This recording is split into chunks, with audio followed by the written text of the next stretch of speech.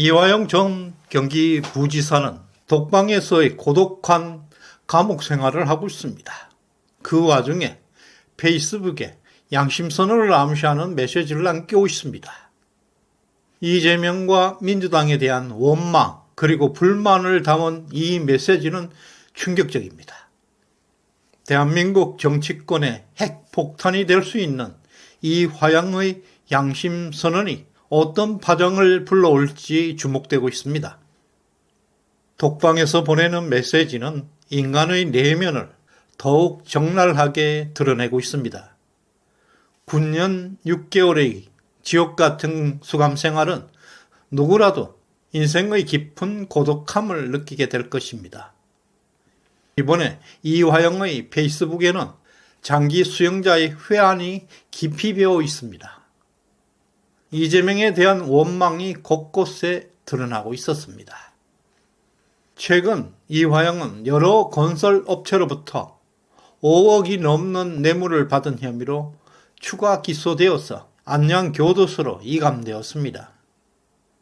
그의 독방은 하루 종일 CCTV로 감시당하는 감옥이라고 합니다.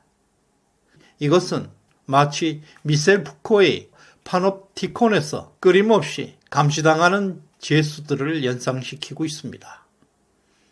조금 더 생활하면 그는 스스로 자신의 행동, 생각을 규제하고 통제하게 될 것입니다.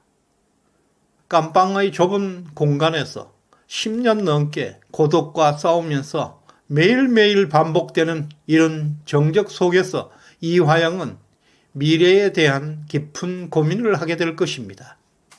결국 파놉티콘의 원리처럼 그는 홀로 고립된 이 공간에서 자신이 할 수 있는 최선의 선택을 찾으려 할 것입니다. 그의 코너는 깜방의 벽을 넘어서 그의 심장 깊숙이 박혀있는 양심을 만나게 될 것이고 괴로워할 것입니다. 곧 2심 재판이 시작됩니다. 양심 선언으로 갈등할 시간도 마지막입니다. 이미 이화영의 페이스북 메시지 속에는 양심 선언을 암시하는 고백이 드러나고 있습니다. 이재명과 민주당에 대한 원한과 불만이 고스란히 나타나고 있는데요. 검찰에 협조하지 않았다는 이유로 감옥에서 석으라는 듯 던져진 것 같아. 저도 돌아서라고 할지 모르겠다. 이것은 이재명 대표에게 정말 깊은 공포감을 주는 강력한 메시지로 작용할 것입니다. 민주당과 이재명에게 보내는 분명한 경고입니다. 또 대북 송금 사건의 재판을 신진우 부장판사가 담당하게 된 것도 이재명과 이화영에게는 사실상 사망 선고와 마찬가지입니다. 절망의 시간이 될 것입니다. 신진우 판사는 이화영에게 9년 6개월의 중형을 선고한 판사입니다. 이재명 관련 재판도 신진우 판사 손에 달려 있습니다. 신진우 판사는 경북 영덕 출신입니다.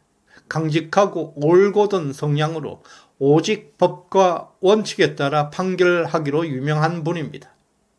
대쪽 같은 판사로 알려지고 있습니다. 이미 신진호 판사는 대북 송금 사건에서 이화영에게 9년 6개월의 판결을 내린 만큼 동일 사건으로 기소되어 있는 이재명은 더 무거운 중형을 피할 수 없게 되었습니다.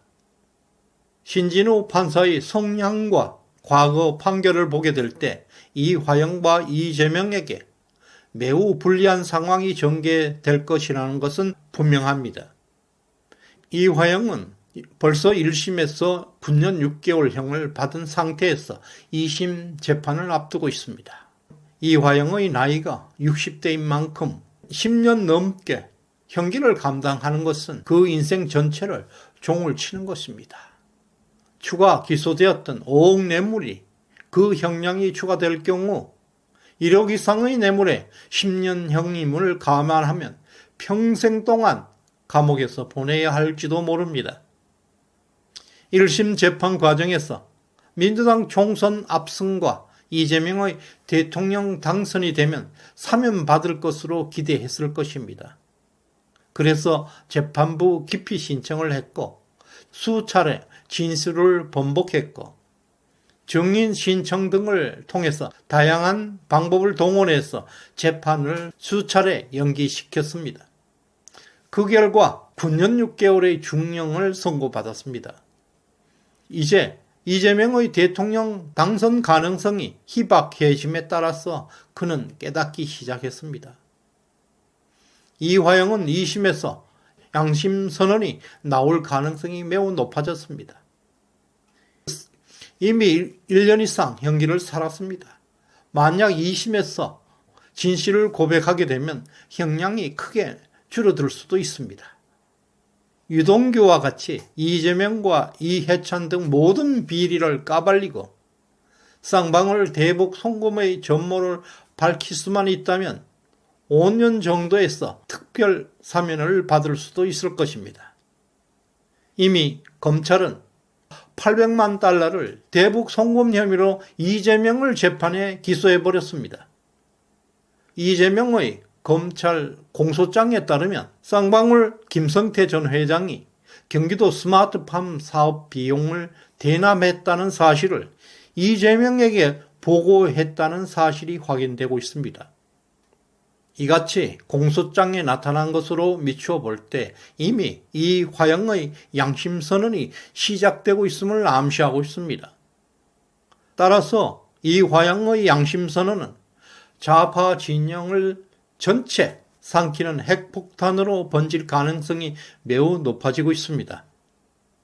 이화영은 원래 이해찬의 인맥으로 민주당에서 입지를 강화해온 만큼 이재명뿐만 아니라 이해찬은 물론 정진상, 유시민, 조국, 임종석, 윤건영 등 민주당 인사들과 폭넓게 연결되어 있습니다.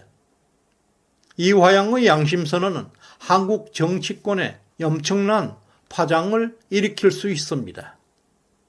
이미 이재명은 주변을 정리하고 있다는 루머가 돌기 시작했습니다.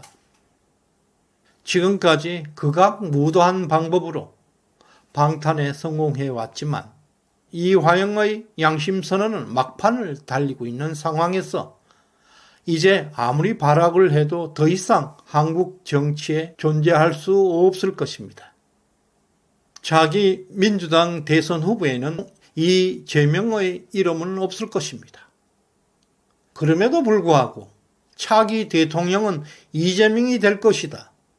헌법 84조를 운운하고 있는 것은 현실 파악조차 못하는 빈 깡통의 발상들입니다. 이화영의 독방 생활은 자유가 사라진 감시의 세계입니다. 그의 양심선언은 좌파 진영에 엄청난 위기를 몰고 올 것입니다.